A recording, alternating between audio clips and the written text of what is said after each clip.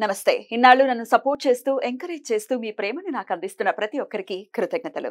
అలాగే ఈ వీడియో కూడా ఖచ్చితంగా మీకు ఉపయోగపడుతుంది. లైక్, షేర్ అండ్ సబ్స్క్రైబ్ చేసి మీ సపోర్ట్‌ని నాకు అందించండి. అలాగే ఈ వీడియో పట్ల మీకున్న అభిప్రాయాన్ని కామెంట్ సెక్షన్‌లో కామెంట్ చేసి తెలియజేయండి. ఇప్పుడు వీడియోని చూద్దాం. ఇక్కడ మనము ఆంజనేయ స్వామి, ఇందాక మన నోటికి పంచముఖ ఆంజనేయ స్వామి అని వచ్చింది కదా, పంచముఖ గణపతి గురించి చెప్పేటప్పుడు ఇక్కడ ఆంజనేయ స్వామి కూడా ఉన్నారు, అలాగే పార్వతీ అమ్మవారు కూడా ఉన్నారు. కల్లేశ్వరుడిగా స్వామి శివలింగం ఉంటే దాని వెనక నృసింహ సరస్వతి స్వామి వారి ముఖ చిత్రం. అంటే స్వామే నృసింహ సరస్వతి స్వామి, కల్లేశ్వరుడు, కల్లేశ్వరుడే నృసింహ సరస్వతి స్వామి అని చెప్పి ఆ నరకేసరికి స్వామి ఎలా అయితే దర్శనం ఇచ్చారో అలాగే గుడిలో కూడా కనపడుతుంది అనమాట. అదే శనిశింగణాపూర్లో ఎలా అయితే స్వామిది ఒక రాయి ఉంటుందో అలాగే ఇక్కడ కూడా శని భగవానుడికి రాయి ఉందన్నమాట. ఎవరైనా సరే నూనెని నువ్వుల నూనెని అర్పించి తైలాభిషేకం చేసుకునే అవకాశం కూడా ఇక్కడ కల్పించబడింది.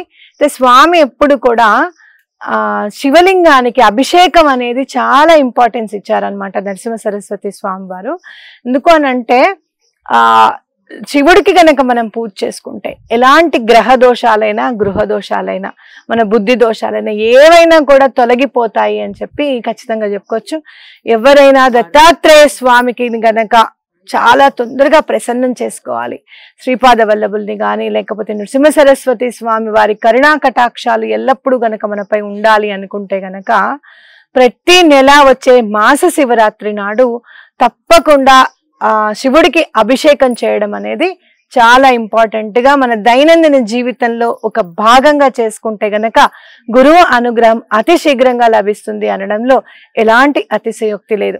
అలాగే శనివారం నాడు గనక సాయంత్రం పూట ప్రదోష సమయంలో శివుణ్ణి గనక పూజిస్తే నెక్స్ట్ జన్మలో దత్తాత్రేయ స్వామి మన కడుపున కొడుకుగా పుడతారట. కాబట్టి అంటే అలాంటి పుణ్యం సముపాదించుకుంటాం.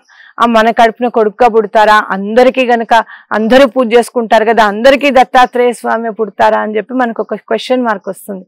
అంటే అలాంటి పుణ్యాన్ని మనం సముపాదించుకుంటాం కాబట్టి ప్రదోష సమయంలో శనివారం నాడు ఈశ్వరుని పూజిస్తే గనక అందరూ బాధలు పడేది, చాలా భయపడేది ఏల్నాటి శని ఉంది, అర్ధాష్టమ శని ఉంది, లేకపోతే మాకు శనివార దశ నడుస్తుంది, అమ్మో అమ్మో అని చెప్పి భయపడిపోతూ ఉంటారనమాట. అలా గనక ఎవరైనా గనక భయపడితే గనక ఈశ్వరుని ధ్యానం చేస్తే అలా ఆటోమేటిక్గా మనం ధర్మ మార్గంలో నడుస్తాం.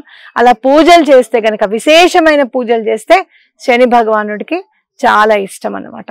మీరు తప్పకుండా మనకి ఈశ్వరుని పూజించడం అనేది మన జీవితంలో భాగంగా చేసుకోండి. అలాగే ఇక్కడ పార్వతీ అమ్మవారు కూడా చాలా కరుణా కటాక్ష రూపం అనేది అమ్మవారిది చక్కగా ప్రస్ఫుటంగా కనిపిస్తోంది. తప్పకుండా గాణగాపురం వచ్చినప్పుడు కేవలం చాలా ఒక 5 కిలోమీటర్ల లోపలే ఉంది కల్లేశ్వర్, కూడా తప్పకుండా దర్శనం చేసుకోండి.